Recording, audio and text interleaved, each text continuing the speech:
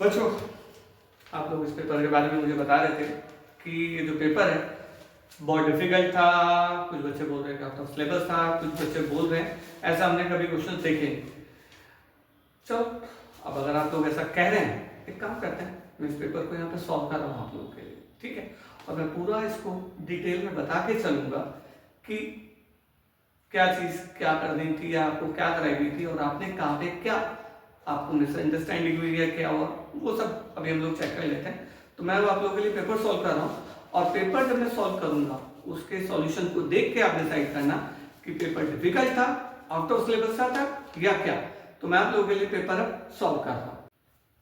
बच्चों, अब हमारे पास जो सेट 1 है हमारे पास, ठीक है, इसका पहला क्वेश्चन हमारे पास है कि दो प्लेट्स के बीच में एक पार्टिकल है जिसका मास हमारे को 5 mg दिया है और उन प्लेट्स के बीच का गैप दी है और जो ये पार्टिकल है उसके ऊपर चार्ज 2 नैनोकूलम्ब और ये पार्टिकल मूव नहीं कर रहा है, it is still in air. अब एक बात सुनो बच्चों, कोई भी चीज अगर स्पेस में है, ठीक है, यार मान लो अर्थ के पास है कहीं पर और वो उसको मैं ऐसे छोड़ता हूँ तो अगर आप लोग देखो मार्कर नीचे गिर रहा है तो सेम वे इस पार्टिकल को भी नीचे गिरना चाहिए। रीजन कि कोई भी चीज जिस वक्त स्पेस में होती है, स्पेस में बोल रहा हूँ सॉरी कि अगर अर्थ पे कहीं हम लोग उसको इस तरह से छोड़ते हैं एटमॉस्फेयर में तो उसके ऊपर उसका वेट एक्ट करता है जो नीचे की तरफ से धक्का देता है, तो इट शुड फॉल डाउन। अब अगर ये नीचे नहीं जा रहा तो डेफिनेटली कोई फोर्स इसे ऊपर की तरफ धक्का दे रही है।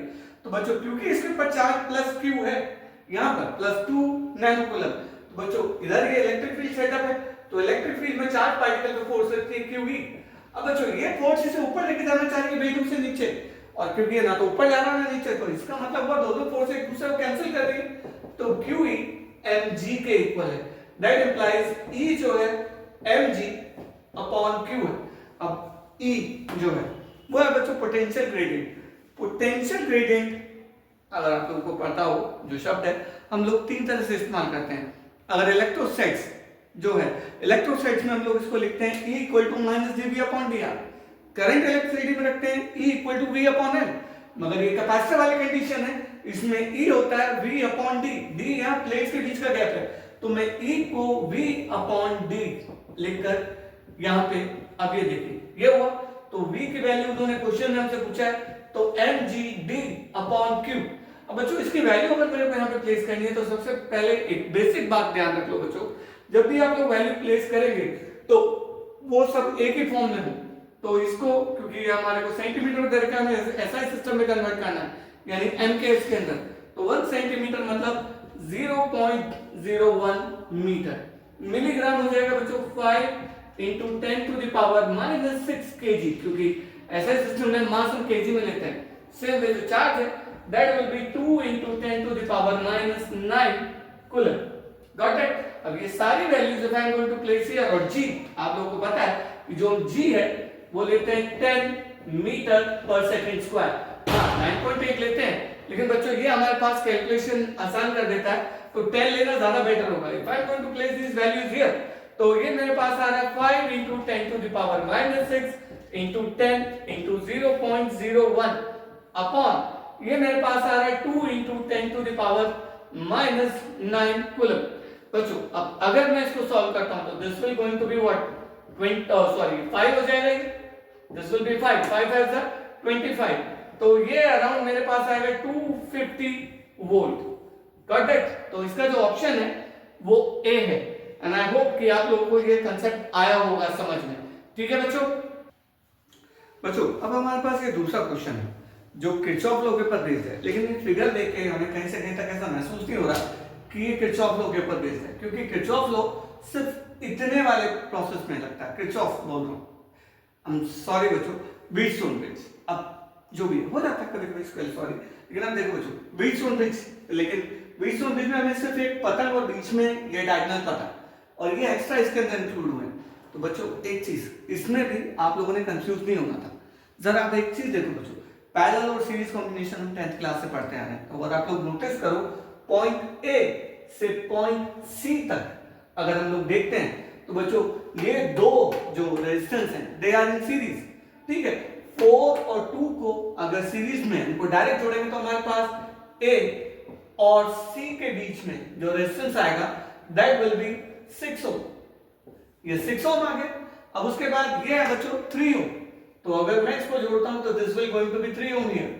ओके, अब अगर आप लोग नोटिस करो बच्चों, ए और सी के बीच में ये 6 और ये 3, ये दोनों पैरेलल में, और अगर ये पैरेलल में, इनको अगर मैं जोड़ता हूं तो 1/6 प्लस 1/3, तो अगर मैं 1/r AC निकालता हूं, यानी A और C के बीच में जो रेजिस्टेंस है, तो that will going to be what, LCM 6, this will be 1 2, तो दिस विल बी 1/2, तो this will going to be 1/2 means RAC मेरे पास 2 ओम आ जाएगा। तो अब अगर ये हमारे पास A और C के बीच का रेजिस्टेंस 2 ओम हो गया, तो बच्चों मैं इन दो को हटा दूंगा। अब ये दो हट गए और ये जो 3 ओम था, this will going to be what, 2 ohm. Same way बच्चों, अब वही जो एक्टिविटी हम लोग यहाँ परफॉर्म करेंगे बी और सी के बीच में, अगर हम बी और सी के बीच में देखते हैं तो बच्चों बिल्कुल सेम प्रोसेस है। इसके अंदर अगर आप लोग देखो तो बी और सी के बीच में हमारे पास ये 3 और 6 they both are in series, और अगर ये दोनों सीरीज में तो इनका जो रेजिस्टेंस होगा बच्चों, this will be what, this will B 9 ओम, और ये मेरे पास है 18 ओम, और ये दोनों पैरेलल में हैं।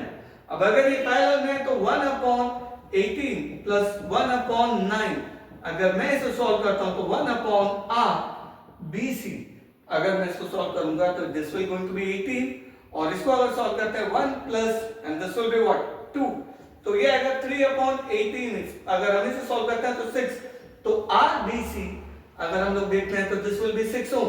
तो मेरे पास B और C के बीच का जो रेजिस्टेंस है, तो B और C के बीच का जो रेजिस्टेंस है वो हो जाएगा बच्चों, B और C के बीच का जो रेजिस्टेंस है that will going to become 6 ohm. तो ये 6 ओम हो जाएगा बच्चों हमारे पास। इसमें कोई प्रॉब्लम किसी को? तो बच्चों अब ये हमारे पास ये सब आ गया। अब मैं इसकी हमें जरूरत नहीं है तो मैं ये मिटा दूं। अब जरा एक चीज देखो बच्चों, अगर आप लोग अब नोटिस करो तो अब इसकी शक्ल व्हीटस्टोन ब्रिज से मैच कर रही है। अब इसमें व्हीटस्टोन ब्रिज अप्लाई कर सकते हैं। अब अगर मैं इसमें व्हीटस्टोन ब्रिज अप्लाई करता हूं तो बच्चों एक चीज देखो, हमें पता है व्हीटस्टोन ब्रिज बैलेंस कब होता है, जब P/Q R/S के इक्वल होता है। तो बच्चों अब यहां पर P कितना है 2, Q कितना है 6, अगर मैं इसको सॉल्व कर रहा हूं तो ये मेरे पास आएगा P/Q मेरे पास आएगा 1/3। गॉट इट बच्चों? सेम में R/S अगर मैं निकालता हूं तो मेरे पास R/S, R मेरे पास कितना बच्चों 4, और S मेरे पास है 12, इसको भी अगर सॉल्व करता है तो 1/3। This simply indicate, this implies P/Q R/S के इक्वल है। अब अगर ये इक्वल हो जाता है तो बच्चों हमारे को पता है कि अगर ये इक्वल हो जाए तो ये जो दो टर्मिनल्स होते हैं, इन दो टर्मिनल का पोटेंशियल सेम हो जाता है, तो ये बीच वाला रेजिस्टेंस हमारे किसी काम का नहीं रहता, क्योंकि इसमें करंट फ्लो ही नहीं होगा।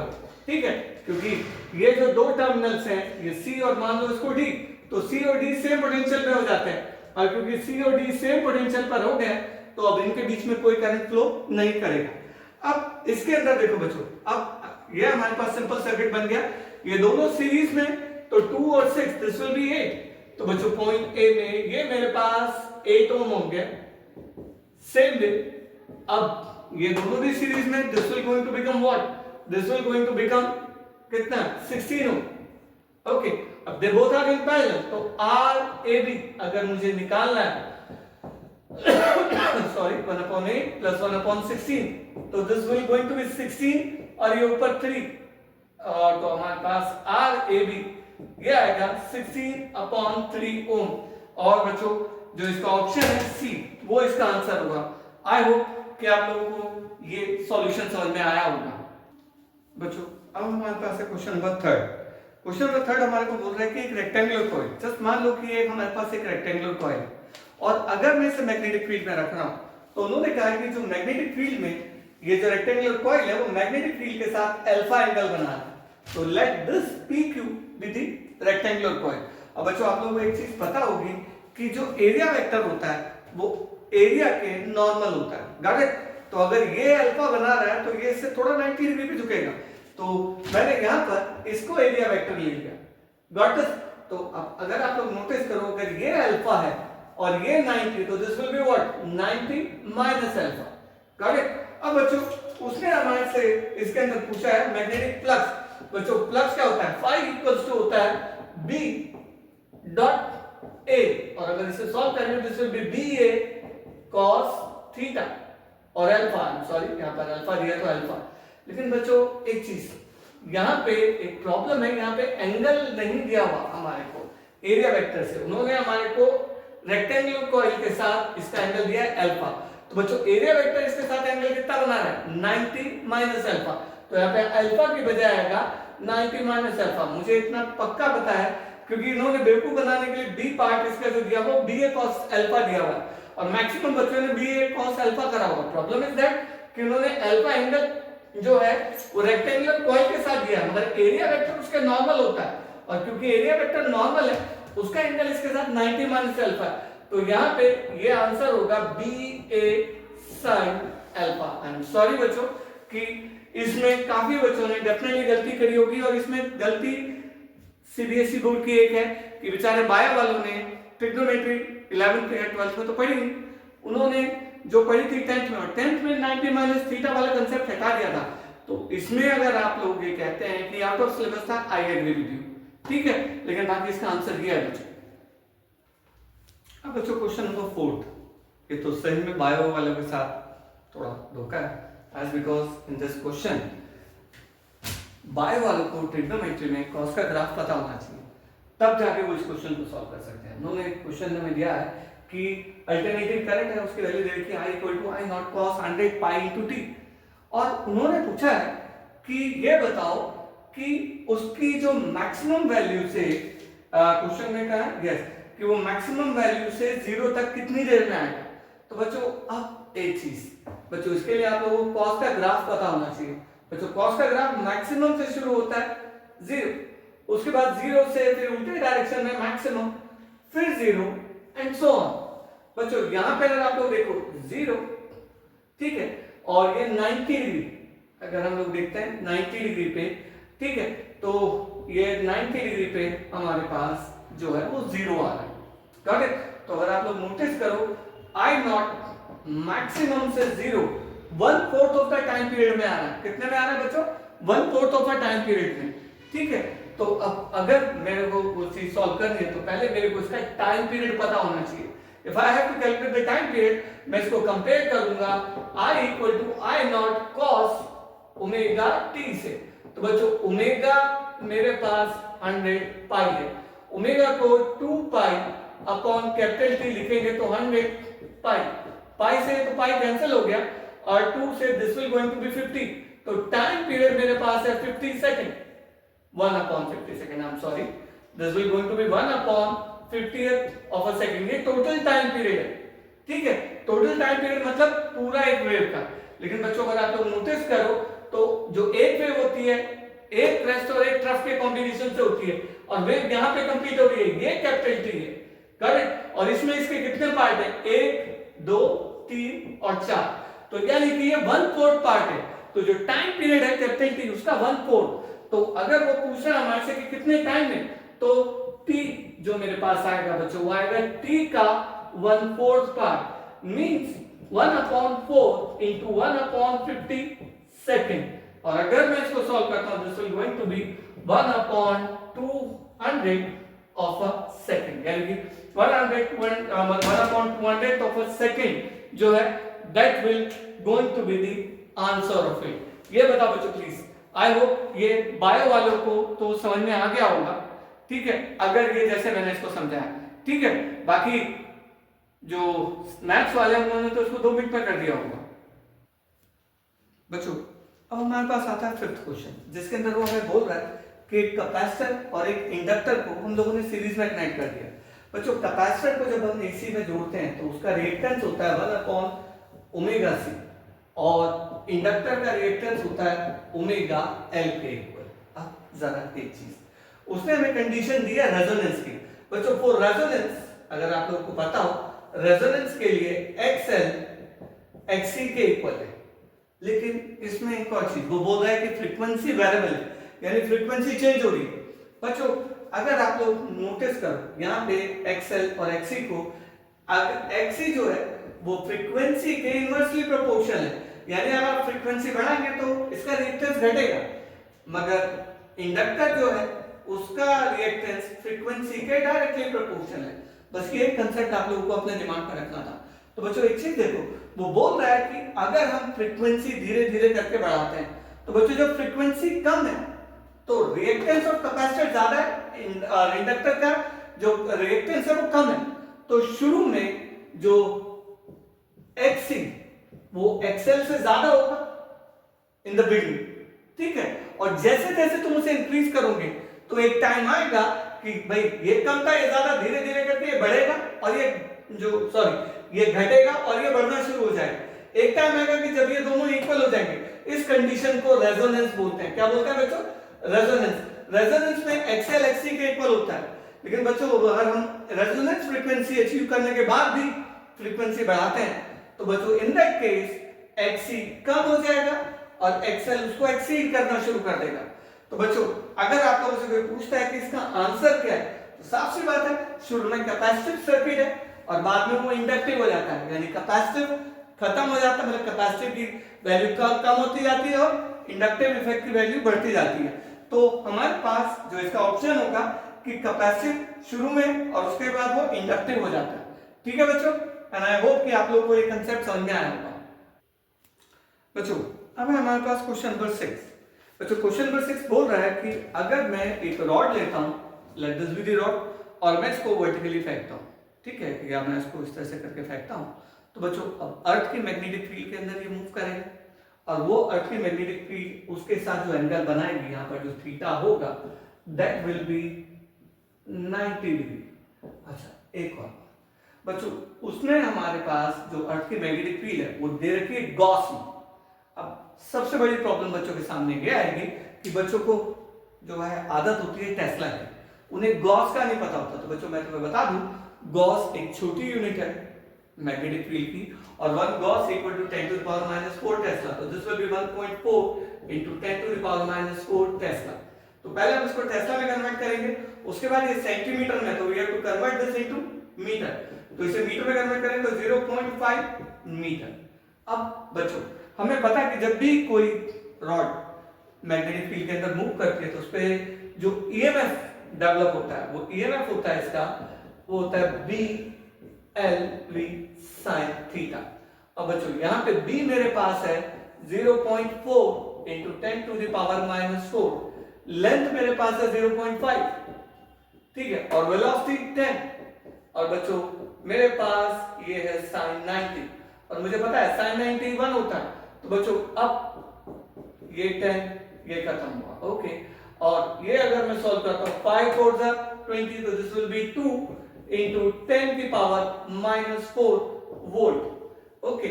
और अगर मैं इसको जो कि हमारे आंसर्स के साथ अगर मैं करना चाहता हूं तो ये मेरे पास आएगा 0.2 millivolt. Got this? And I hope कि आप लोगों को ये जो क्वेश्चन है ये समझ में आ गया होगा कि इसका कंसेप्ट क्या आप लोगों ने इस्तेमाल करना था। ठीक है बच्चों? बच्चों अब ये जो क्वेश्चन नंबर 7 है ये जो है काफी टाइम से आ नहीं रहा था और मुझे इतना भी पता है कि मैक्सिमम बच्चे जो 12th में आते हैं तो बिना 11th पढ़े आते हैं, मैंने नोटिस किया है ये वाली बात। और वो लोग डायमेंशन से बिल्कुल अनअवेयर होते हैं कि डायमेंशन है क्या, और उस वजह से सबसे बड़ी प्रॉब्लम आती है इस टाइप के क्वेश्चन, और ये काफी टाइम से आ नहीं रहा था। इस बार इन्होंने डायमेंशन का एक क्वेश्चन डाल के बच्चों को सरप्राइज किया। अब उन्होंने पूछा सेल्फ इंडक्टेंस का अगर मैं डायमेंशन हो, तो बच्चों ने पता है E equal to -L di/dt। तो बच्चों इसमें माइनस प्लस भूल जाओ, प्लस माइनस इसमें होता ही नहीं। जब भी तुम लोग डायमेंशन निकालो तो सब ऐसे ही प्लस माइनस को भूल जाओ, कुछ नहीं होता। अब बच्चों अगर मैं ईएमएफ को देखता हूं तो बच्चों ईएमएफ मतलब पोटेंशियल, पोटेंशियल होता है work done per unit charge, ठीक है, और ये L और ये हमारे पास है करंट और ये है टाइम। अब जरा एक चीज, वर्क डन, बच्चों वर्क डन का फॉर्मूला आप लोगों को पता है, फोर्स इनटू डिस्प्लेसमेंट, ठीक है, फोर्स इनटू डिस्प्लेसमेंट हमारे पास। अब बच्चों फोर्स होता है mass into acceleration into displacement. चलो इसे ऐसे रिप्रेजेंट करते हैं, हमारे को आदत है। चलो उसके बाद मास का तो m आ गया, एक्सीलरेशन क्या होता है मीटर पर सेकंड स्क्वायर यानी l t इनवर्स स्क्वायर, और ये भी l है तो ये l स्क्वायर। तो हमारे पास वर्क डन का डायमेंशन आ गया m l square t inverse square. अब उसके बाद आती है हमारी बच्चों q यानी चार्ज। हमें पता है I equals to q upon t है, तो q equals to I into t, और बच्चों I जो है उसका डायमेंशन है a और टाइम का t, तो ये मेरे पास आएगा a इंटू t। अब मुझे डायमेंशन निकालना है L का। ओके बच्चों यहां पे हमारे पास है करंट, और करंट का डायमेंशन a और टाइम का t। बच्चों ये t से तो ये t कैंसिल हो गया, और ये a इसके साथ मल्टीप्लाई है, तो डायमेंशन ऑफ L अगर हम देखते हैं तो डायमेंशन ऑफ L मेरे पास आएगा बच्चों, and this will be what m L square t inverse square upon a square. तो you can simply write it like this, ये मेरे पास आ जाएगा m L square a inverse square t inverse square. Okay तो इसका जो option है हमारे पास, ये ऑप्शन है लास्ट यानी डी। तो डी में ही मेरे ख्याल में सब आ रहा है, तो डी है इसका ऑप्शन। बच्चों अब है हमारे पास क्वेश्चन नंबर 8। क्वेश्चन नंबर 8 हमारे को कह रहा है कि फ्रीक्वेंसी ऑफ फोटोन हमें निकालनी है, उसकी एनर्जी उन्होंने दी है। तो बच्चों हमें पता है एनर्जी जो होती है E इक्वल्स टू होता है h न्यू, और आप लोगों को पता हो E equals to h nu होता है। अब बच्चों अगर मुझे फ्रीक्वेंसी निकालनी है तो that will be energy divided by Planck constant, correct. अब उन्होंने जो एनर्जी है, अब ये भी एक प्रॉब्लम है बच्चों, यहाँ पे जो एनर्जी है it should be in joule, लेकिन प्रॉब्लम ये है कि उन्होंने जो एनर्जी दे रखी है वो इलेक्ट्रोवोल्ट में 1.326 इलेक्ट्रोवोल्ट, और बच्चों प्लैंक कांस्टेंट की वैल्यू वो लोग जो शुरू में देकर रखे हैं आप लोगों को वही लिखनी चाहिए 6.63 into 10 to the power minus 34। अब बच्चों इसको हमें जूल में कन्वर्ट करना है पहले, तो this will be what 1.326 into 1.6 into 10 to the power minus 19, that will going to become joule। Okay और अगर मैं इसको सॉल्व करूंगा तो ये हर्ट्ज में आराम से हमारे पास आंसर आएगा 6.63 into 10 to the power minus 34। Okay अब अगर मैं इसे सॉल्व करता हूं तो what I am going to get is, बच्चों अगर आप लोग देखो तो ये मुझे साफ इसका ट्वाइस दिख रहा है। अगर भाई मैं पॉइंट हटा दूं, मान लो ये पॉइंट में हटा देता हूं और ये पॉइंट हटा देता हूं, तो यहाँ पे एक जीरो एक्स्ट्रा आ जाएगा, this will going to be 10 like this. Okay और अगर आप इसको 2 से मल्टीप्लाई करो तो I think you will going to get this. Okay simple सी बात है, ये 2 से डिवाइड हो जाएगा इसको, तो हमारे पास जो फ्रीक्वेंसी आ रही है बच्चों this will going to what, this will be 3.2, क्योंकि 1.6 को अगर मैं 2 से मल्टीप्लाई करूंगा that will be 3.2 into 10 to the power, अगर हम लोग देखते हैं बच्चों this is -19 plus 34 minus 1। Okay तो this will going to be what, अगर हम लोग देखते हैं बच्चों इससे अगर हम कंपेयर करते हैं तो आई डोंट थिंक कि हमें कैलकुलेट करने की जरूरत है, ऑप्शन बी हमारे पास है। ये आंसर आ रहा है 3.20 into 10 to the power 14 अर्ट्ज। तो बच्चों ये हमारे पास इसका फाइनल आंसर हो गया। बच्चों अब जरा एक चीज देखो, हमारे पास है जर्मेनियम क्रिस्टल। बच्चों जर्मेनियम क्रिस्टल अगर आप लोग देखो कुछ इस तरह से होता है, आप लोगों को पता होगा कार्बन सिलिकॉन जर्मेनियम टेल लेग, ये जो है 14th ग्रुप एलिमेंट है, इन सबके लास्ट में 4 इलेक्ट्रॉन्स होते हैं, ठीक है। अब हमारे पास जर्मेनियम है, उसके सबके लास्ट में 4 इलेक्ट्रॉन्स है और ये कोवलेंट बॉन्डिंग बना रहे हैं, इस तरह से करके अपना एक क्रिस्टल स्ट्रक्चर बनाते हैं, जैसे डायमंड है कार्बन वगैरह, तो डायमंड और सिलिका वगैरह बनाता है, तो ये सिलिका बोल रहा हूं, सॉरी क्या जो भी है मतलब कार्बन बनाता है, तो फिलहाल तो ये जर्मेनियम है और जर्मेनियम इस तरह का एक क्रिस्टल बनाता है, सिलिका जो है वो भी इस तरह के क्रिस्टल्स बनाता है, ठीक है। फिलहाल हमने जर्मेनियम का देखा है, लेकिन उन्होंने एक चीज बोली, उन्होंने कहा कि इसके अंदर हमने डोपिंग कर दी बोरोन की। बच्चों बोरोन अगर आप लोग देखो तो उसके अंदर 3 इलेक्ट्रॉन्स होते हैं, तो सोच के देखो अगर मैं यहाँ पे बोरोन की डोपिंग कर देता हूँ, यहाँ पे बोरोन आ जाता तो ये इलेक्ट्रॉन हट गया, अब बोरोन है, बोरोन के पास 3 इलेक्ट्रॉन्स है। अब यहाँ पे अगर आप लोग देखो ये जर्मेनियम तो अपनी तरफ से इलेक्ट्रॉन दे देगा, मगर बोरोन के पास 3 इलेक्ट्रॉन्स है, तो पंगा हो गया, तो ये तो सॉर्ट आउट नहीं हो रहा, तो जर्मेनियम बोलेगा भाई मैंने तेरे को इलेक्ट्रॉन दिया तू भी दे, तो उसके पास वैकेंसी है, इट रिक्वायर एन इलेक्ट्रॉन, तो जो वैकेंसी ऑफ इलेक्ट्रॉन है उसे होल बोलते हैं, उसको क्या बोलते हैं होल, और उसके ऊपर पॉजिटिव चार्ज होता है। तो सिंपल सी बात है, अगर आप बोरोन की डोपिंग कर रहे हैं जर्मेनियम के अंदर, तो सिंपल सी बात है it will going to increase the holes, और क्योंकि ये होल इंक्रीज कर रहा है तो इसके अंदर जो चार्ज कैरियर्स होंगे तो holes and few electron, this will B the answer of it. तो हमारे पास जो इसका आंसर होगा वो होगा होल्स एंड फ्यू इलेक्ट्रॉन्स, यानी होल्स भी ज्यादा क्वांटिटी में होंगे इलेक्ट्रॉन से। ठीक है बच्चों, एंड आई होप कि आप लोगों को ये समझ में आया होगा। बच्चों अब ये जो 10th क्वेश्चन है आप लोगों ने ये 11th क्लास में भी केमिस्ट्री में पढ़ा होगा कि lamin series, Palmer series, Persian series, उन सीरीज एंड उन पैटर्न, ये जितनी भी सीरीज है वही, तो ये इसी से रिलेटेड क्वेश्चन है। उसने पूछा मैक्सिमम वेवलेंथ। सबसे पहले आपको पता है कि ये जो रेडबर्ग्स इक्वेशन है हम लोग इसको यूज करते हैं इसके अंदर। अब जरा एक और बात, अब ये मेरे पास वेवलेंथ निकालने के लिए तो बच्चों एनर्जी अगर मुझे निकालना है E = hc/λ होता है, अगर आप लोगों को पता हो तो यहाँ पे अगर मैं एनर्जी की बात देखूं तो H यहाँ C और यहाँ पर भी H और C आ जाएगा। तो भाई सिंपल सी बात है कि अगर हमें वेवलेंथ मैक्सिमम चाहिए तो एनर्जी मिनिमम चाहिए। अब बच्चों ये सारी चीज कांस्टेंट है, ये सारी चीज कांस्टेंट है, तो यानी सिंपल सी बात है हमारे पास जो डिपेंडेंसी आ जाती है पूरी की पूरी वो इस एक्सप्रेशन पे आ जाती है।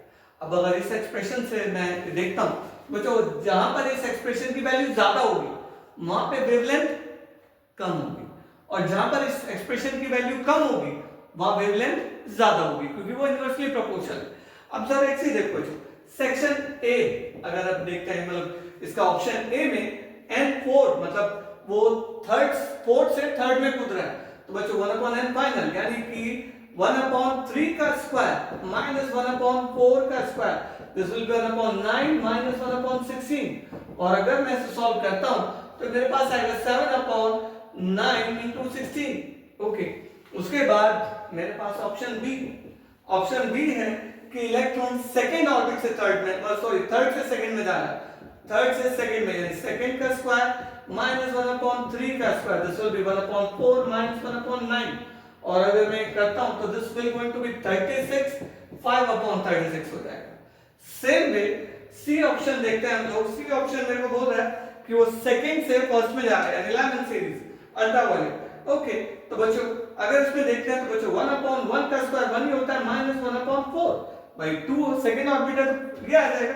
इसको सॉल्व करेंगे this will B 3/4। Same way D अगर हम देखते हैं तो बच्चों डी मेरे पास है, बोल रहा है थर्ड ऑर्बिट से फर्स्ट में जा रहा है, थर्ड ऑर्बिट से फर्स्ट में मतलब 1/1 minus 1/9 and this will B 8/9। अब मैंने बताया बच्चों कि लैम्डा की वैल्यू यानी वेवलेंथ की वैल्यू मैक्सिमम तब होगी जब ये मैक्सिमम हो। बच्चों अगर आप लोग देखो सबसे कम वैल्यू अगर देखी जाए तो इसकी आएगी, और सबसे ज्यादा वैल्यू अगर हम लोग देखते हैं तो इन दो में से कोई एक हो सकता है। चलो पहले इसको भी देखते हैं करके कि अगर ये हो सकता है कि नहीं। भाई हमारे को वेवलेंथ ज्यादा चाहिए, ओहो वेवलेंथ ज्यादा चाहिए तो हमारे को इसकी वैल्यू मिनिमम चाहिए, हमारे को इसकी value minimum, and I think सबसे ज्यादा मतलब सबसे कम वैल्यू इसकी आ रही है।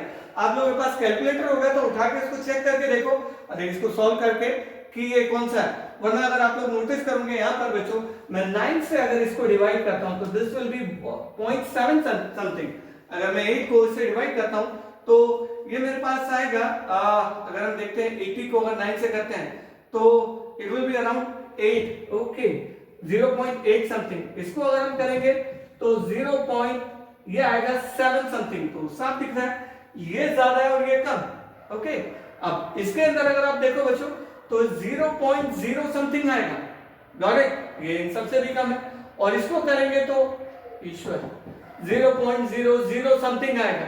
तो सिंपल सी बात है सबसे कम एनर्जी इसकी आ रही है, और क्योंकि सबसे कम एनर्जी इसकी है तो बच्चों ऑप्शन ए करेक्ट है कि इसकी वेवलेंथ सबसे ज्यादा होगी। आई होप ये आप लोगों को समझ में आ गया होगा बच्चों।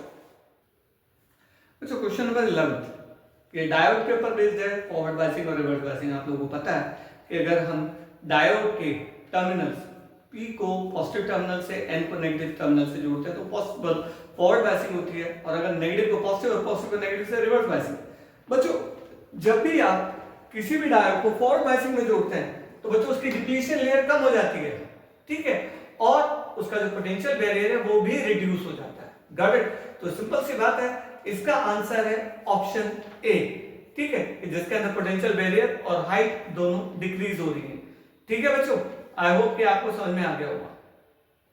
बच्चों ये अगला क्वेश्चन भी थ्योरेटिकल है और ये आप लोग केमिस्ट्री में पढ़ चुके हैं। जैसे आइसोटोप होता है, आइसोटोप में क्या होता है, सेम प्रोटॉन्स मतलब नंबर ऑफ प्रोटॉन्स इक्वल होते हैं, ठीक है। आइसोबार के अंदर प्रोटॉन और न्यूट्रॉन का सम सेम होता है, दोनों एटम्स का, ठीक है, या दोनों न्यूक्लियस का। In the same way isotone वो होते हैं जिसके अंदर नंबर ऑफ न्यूट्रॉन्स क्या होते हैं, सेम।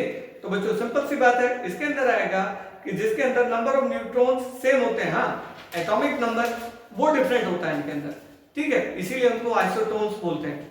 आई होप कि आप लोगों को आ गया होगा बच्चों समझ में। अब है हमारे पास असर्शन रीजन। अब बच्चों असर्शन रीजन में आप लोगों को मैं बता रहा हूं अब जरा जो ये असर्शन है हमारे पास, अ चार्ज पार्टिकल मूविंग।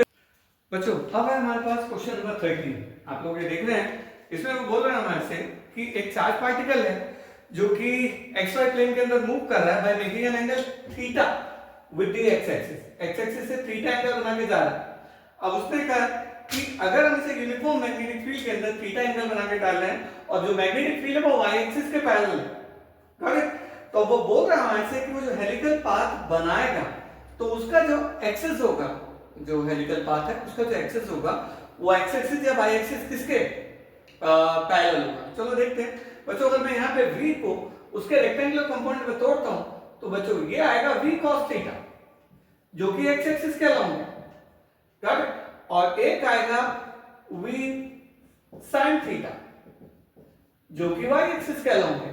अगर आप लोग नोटिस कर रहे होंगे बच्चों तो vy वो पैरेलल है मैग्नेटिक फील्ड के और vx परपेंडिकुलर है मैग्नेटिक फील्ड के, गॉट इट। तो बच्चों अब एक चीज, अगर कोई भी चार्ज पार्टिकल मैग्नेटिक फील्ड के परपेंडिकुलर चलता है तो वो जो उसके ऊपर फोर्स लगती है, आप लोगों को फोर्स पता होगा बच्चों, F इक्वल टू होता है Q into V cross B। और बच्चों V क्रॉस B अगर आप लोग देखो तो ये जो फोर्स है ये वेलोसिटी वेक्टर के परपेंडिकुलर, और क्योंकि इसके perpendicular it will going to act as a centripetal force. तो बच्चों जो सेंट्रीपिटल फोर्स है वो Vx की वजह से लग रही है, तो जो Vx है ये चार्ज पार्टिकल को सर्कल में घुमाएगा, गॉट इट। और बच्चों Vy अगर आप लोग देख रहे हैं वो मैग्नेटिक फील्ड के पैरेलल है और ये इसे यूनिफॉर्मली आगे लेके चलेगा। तो बच्चों ये जो चार्ज पार्टिकल है ये कुछ इस तरह का हेलिकल स्ट्रक्चर बनाएगा। और बच्चों अगर आप लोग इसका हेलिकल स्ट्रक्चर देख रहे हैं तो जो इसका एक्सिस है वो y एक्सिस के पैरेलल है। इसका जो एक्सिस है मैग्नेटिक फील्ड में जो ये चार्ज पार्टिकल मूव कर रहा है, तो जो हेलिक्स स्ट्रक्चर बना रहा है वो हेलिक्स स्ट्रक्चर पैरेलल है y एक्सिस के, ना कि x एक्सिस के। और उस क्वेश्चन में मतलब इस असर्शन में उसने कहा कि वो y x एक्सिस के पैरेलल है, तो दिस इज रॉन्ग, तो हमारा असर्शन गलत है। उसके बाद वो कह रहा है direction of magnetic force acting on a charge particle moving in a magnetic field is along the, नहीं, एक और चीज बच्चों, वो बोल रहा है कि जो फोर्स है वो वेलोसिटी वेक्टर के पैरेलल है, नहीं। तो बच्चों ये भी गलत है, ठीक है। वेलोसिटी वेक्टर मैग्नेटिक फील्ड के पैरेलल, मतलब ये जो फोर्स है ये वेलोसिटी वेक्टर के पैरेलल है, तो ये भी पॉसिबल नहीं है, ना ये मैग्नेटिक फील्ड ये परपेंडिकुलर है मैग्नेटिक फील्ड के भी। तो एक सिंपल सी बात, ना तो इसका असर्शन सही है बच्चों और ना ही इसका जो रीजन है वो सही है, तो they both are wrong. I hope आप लोगों को ये समझ में आया होगा बच्चों। अब हमारे पास क्वेश्चन नंबर 14 है कि एक प्रिज्म दिया हमारे को और एक रे है जो इसको नॉर्मली स्ट्राइक कर रही है। बच्चों जब भी कोई रे नॉर्मली स्ट्राइक करेगी तो स्ट्रेट निकल जाएगी, करेक्ट है। अब उसके बाद एक और चीज वो बोल रहा है कि जब वो इसके इस सरफेस से टकरा रही है तो वो जस्ट इसके इंटरफेस मतलब इसके जस्ट पैरेलल निकल गई, मतलब बाहर जो है वो इसके सरफेस के पैरेलल होकर निकल गई।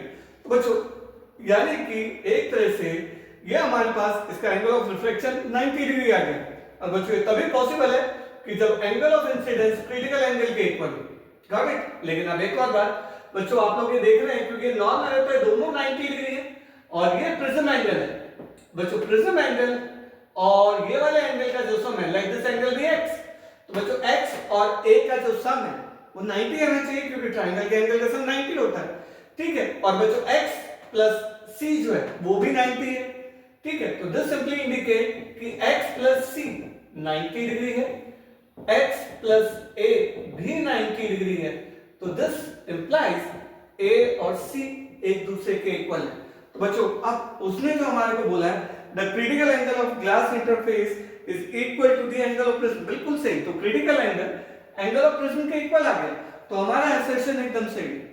अब बच्चों उसने रीजन दिया refractive index of a prism depends upon the angle of prism. नहीं बच्चों, एक चीज है रिफ्रैक्टिव इंडेक्स म्यू। बच्चों मैं आप लोगों को एक बेसिक बात बता दूं, जो म्यू है वो डिपेंड करता है नेचर ऑफ मटेरियल, ये किस मटेरियल का बना है उसके ऊपर डिपेंड करता है, और जो लाइट उसके ऊपर इंसिडेंट हो रही है उसकी फ्रीक्वेंसी और उसकी वेवलेंथ के ऊपर डिपेंड करता है। तो बच्चों जो म्यू है it does not depends upon angle of prism, ये चीज ध्यान रखो। तो सिंपल सी बात है कि इसका रीजन गलत है, असर्शन सही है। तो आई होप कि आप लोगों को ये जो क्वेश्चन नंबर 14 है ये समझ में आ गया होगा कि जो म्यू है यानी रिफ्रैक्टिव इंडेक्स वो मटेरियल पे डिपेंड करता है, वेवलेंथ ऑफ लाइट के ऊपर डिपेंड करता है, but it does not depend upon prism angle पे। Got this? अब इसका असर्शन सही है मगर उसका रीजन गलत है, एंड आई होप कि आप लोगों को ये चीज समझ में आ गई होगी। बच्चों अब है हमारे पास क्वेश्चन नंबर 15। अगर हम क्वेश्चन नंबर 15 देखते हैं तो इसमें असर्शन बोल रहा है electromagnetic wave do not require medium to propagate from one place to another. Definitely electromagnetic wave electric field और मैग्नेटिक फील्ड के वाइब्रेशन से बनती है, उनके ऑक्सीलेशन से बनती है। Got it? और इलेक्ट्रिक फील्ड और मैग्नेटिक फील्ड को मूव करने के लिए या ऑक्सीलेट करने के लिए they do not require any medium. तो definitely electromagnetic wave do not require any medium to for their propagation. तो यानी असर्शन तो एकदम सही है। अब वो बोल रहे हैं EM waves are transverse waves. हाँ भाई देखो, इलेक्ट्रोमैग्नेटिक वेव्स जो होती हैं उसमें जो इलेक्ट्रिक फील्ड है और उसकी जो मैग्नेटिक फील्ड है वो एक दूसरे के परपेंडिकुलर होती है। सेम वे उनका जो वेलोसिटी वेक्टर होता है वो भी उनके परपेंडिकुलर होता है, यानी तीनों वेक्टर्स जिनसे इलेक्ट्रोमैग्नेटिक वेव बनती है तीनों एक दूसरे के परपेंडिकुलर हैं, तो they are transverse in nature. तो बच्चों एक चीज असर्शन सही है, रीजन सही है, मगर रीजन उसकी रीजन नहीं है, असर्शन का रीजन नहीं है। दोनों की स्टेटमेंट सही है, असर्शन की स्टेटमेंट सही है, रीजन की स्टेटमेंट सही है, बट जो रीजन है वो असर्शन का एक्सप्लेनेशन नहीं है। Got it? क्योंकि असर्शन का एक्सप्लेनेशन तो वो तो ये है कि जो इलेक्ट्रोमैग्नेटिक वेव है वो इलेक्ट्रिक और मैग्नेटिक फील्ड के वाइब्रेशन से बनती है, उनका जो वाइब्रेशन होता है दे do not depends upon the medium. तो बच्चों it does not depend upon a medium. तो अब हमारे पास असर्शन सही, रीजन सही, but this is not the correct explanation of it. बच्चों अब हमारे पास क्वेश्चन नंबर 16। बच्चों सिंपल स्टेटमेंट्स हैं, अगर आप लोग देखो असर्शन वो बोल रहा है the minimum negative potential applied to the anode. अब जरा एक चीज देखो बच्चों, ये हमारे पास एनोड है और अगर फोटोन इस पे पड़ता है इलेक्ट्रॉन निकलता है, इलेक्ट्रॉन को उधर जाने से रोकने के लिए हमें इस प्लेट को जिसे एनोड बोलते हैं, ठीक है, इसमें अगर इलेक्ट्रॉन भाई अगर एनोड है तो इसमें पॉजिटिव चार्ज होगा और पॉजिटिव चार्ज क्या करेगा, इलेक्ट्रॉन को अपनी तरफ खींच लेगा। लेकिन बच्चों अगर मुझे इलेक्ट्रॉन को यहां आने से रोकना है तो it should be given a negative charge, it should be given a negative charge. तो बच्चों अब वो इस चार्ज को जब हम नेगेटिव चार्जेस को देते हैं और जिस पोटेंशियल से इसे कनेक्ट करते हैं उसे हम लोग कट ऑफ पोटेंशियल या स्टॉपिंग पोटेंशियल बोलते हैं, ठीक है। और बच्चों इसका काइनेटिक एनर्जी के साथ रिलेशन अगर आप लोगों को पता हो, जो रिलेशन है काइनेटिक एनर्जी होती है ईवी नॉट। तो बच्चों ईवी नॉट में ई हटा के वी नॉट के साथ अगर हम नेगेटिव लगा देते तो स्टॉपिंग पोटेंशियल या कट ऑफ पोटेंशियल बन जाता है, ठीक है। तो हमारा असर्शन वो एकदम सही है बच्चों। अब उसके बाद वो बोल रहा है हमारे साथ कि the threshold frequency for the metal, threshold frequency for a metal is the minimum frequency of incident radiation below which emission is not possible. बिल्कुल बच्चों एक चीज देखो, ये जो फोटोन आ रहे हैं इनकी जो एनर्जी होती है E equals to h nu. बच्चों अगर ये न्यू नॉट से कम है तो इलेक्ट्रॉन बाहर नहीं निकलेगा, गॉट इट? क्योंकि बच्चों काइनेटिक एनर्जी नेगेटिव नहीं हो सकती, ये होता है h new minus h new not, और h अगर मैं कॉमन ले लूं तो न्यू माइनस न्यू नॉट। तो बच्चों अगर न्यू इससे कम हो गया न्यू नॉट से तो बच्चों काइनेटिक एनर्जी नेगेटिव हो जाएगी, जो कि प्रैक्टिकली पॉसिबल नहीं है।